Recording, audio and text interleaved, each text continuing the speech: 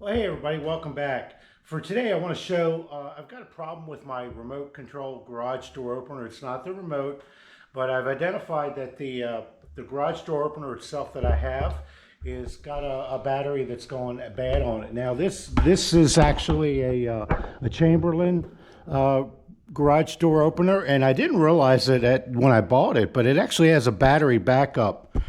And during a recent power outage we had, this unit started making a beeping noise, which, doing a little research, it told me, hey, the battery's going up on it. So, and I think I got this garage door opener back 2017. That's going to be about 9 years ago. And it's time for that battery to come out and, be replaced. So let's have a go at doing that. Well, all right, so never having done this before, one quick tip I can show is always come in, hot with a set of screwdrivers. I got a regular screwdriver here and a Phillips screwdriver. So I know I'm going to need one of these two, but I don't know which one. But either way, I just have them ready here on standby. All right, so the first thing I've got to do is pull this down. So a little bit of a squeeze, gets me that way, gets it off. So I'm just going to take this light bulb out. It's going to be a little bit distracting for me. And by the way, I had another video where we were trying to program the remote controls for these for this garage door opener, and we were having no end of challenges or difficulty getting it to do it. Well, it comes to find out that LED light bulbs emit like a radio interference that when you're trying to program, they just won't allow the programming to occur. So sadly, what you have to do is either take the LED bulbs out, or I believe you can get LED bulbs that don't emit that radio interference and get in the way of your programming. Okay, let me move you over here a little bit more. All right, so now that I've got this cover off, I can see right here. Let me pop my glasses on real quick. Oh yeah, that looks like a Phillips head right there. So get my Phillips screwdriver out here.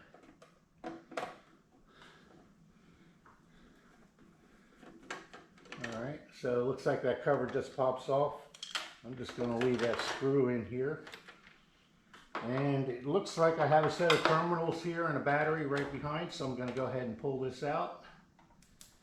I'll disconnect the negative first, and then the positive. And they're marked, black for negative, red for positive. You can see that. And you can see here the manufacturing date on this battery is, September 7th from 2017. So he's been a good battery, and you can see that, it's a Chamberlain battery. You can see the specs there. I'll take some pictures and show you what the differences are between this battery and my replacement battery.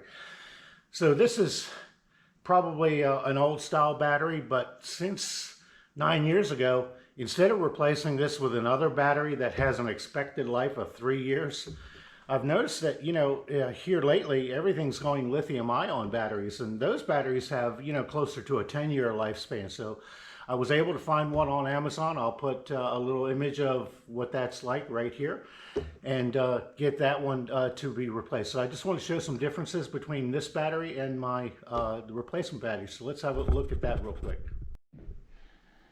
All right, so just got back inside the house. It's a little warm out there in the garage, but I want to show some of the differences between the old battery and new battery. And the main difference is, in addition to its estimated service life, is the weight. And I couldn't believe I just did this. Let me show you what I've got. So I've got like a little scale here that you can see. I'm going to turn it on, and okay, I have this set on pounds, so I'm going to take the original battery, put it on here, and you can see right there, I mean, it says 3 pounds, 7.7 ounces. That's, and just feeling this, you can tell it's pretty heavy. Let me put the replacement one on. I can feel it's a lot lighter.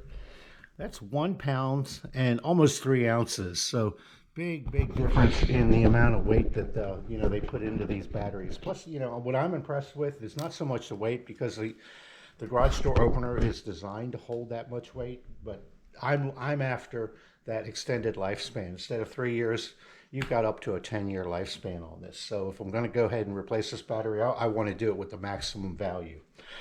All right, so let me just show a couple other things real quick. The measurements, you can see here they're the same size. I won't put all the measurements down, but you want to make sure that when you order your replacement battery, I would strongly consider you to get, you know, a lithium ion battery instead of the regular older style batteries. And it's very, very important that you have the same size and amperage output. And you'll get that based on the model number of your garage door opener. So let's have a go and put our new battery in. Okay, back out in the garage now, and I've got my battery here, and I'm getting ready to put it in. But you know, one thing I've learned as a homeowner, just don't replace stuff like that randomly. Go ahead and put a date on it. Now, this is like, I think it's about middle of July, so I'll put July 2026 on my battery. That way, when it comes time to replace this battery, I'll know how much life I got out of it. So, okay, so yeah, these Sharpies are the way to go. I tell you, you can't have too many of them. I think I've got like a dozen around.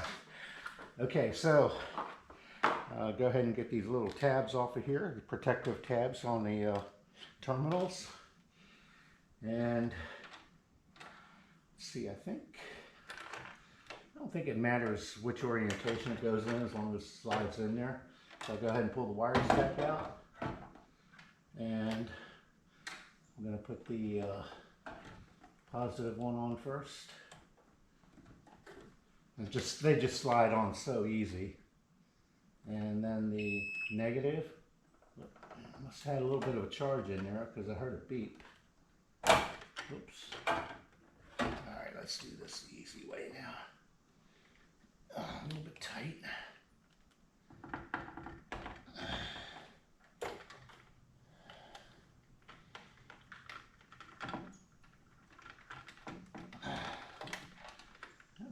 Positive went on very easily.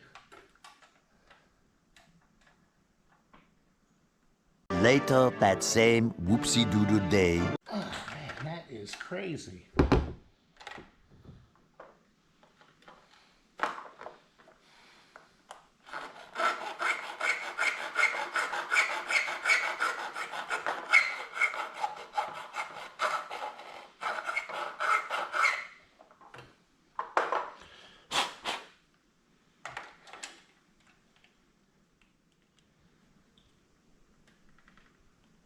It's better, but it's not there yet.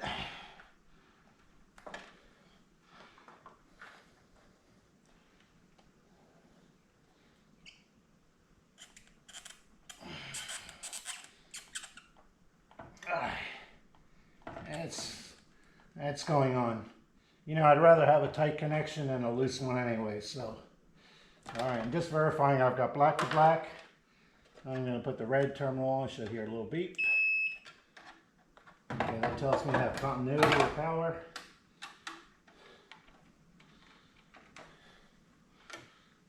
Okay, time to put this back on. It looks like there's like a little tab up here, which tells me this end goes in first.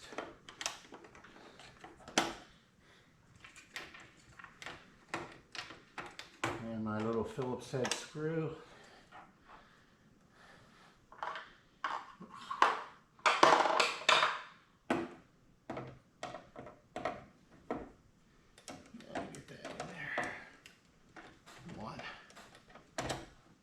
Almost had it.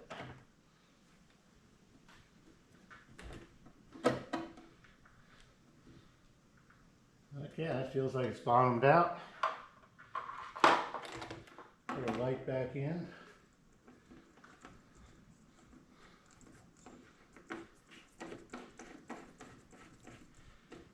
Get some motion going here. And that's all it is. Should be good for about 10 years. So, and I'll know that from looking at the date that I put on the battery. Well, thanks for watching, everybody. I hope this gives someone the confidence of, you know, when they get their garage door opener, getting that beep signal to, you know, maybe take this project on yourself. You know, I know most people will think nothing of changing the battery in the remote control. It's itself. But you know, back up on the battery backup unit, it's not that bad. And I'll post the link to the battery I used in the description. But you want to make sure that when you order your battery, and I think they're common across a lot of these openers, but you want to make sure the dimensions are exactly what you're looking for. All right, well, thanks for watching, everybody. We'll catch you in the next one. Bye for now.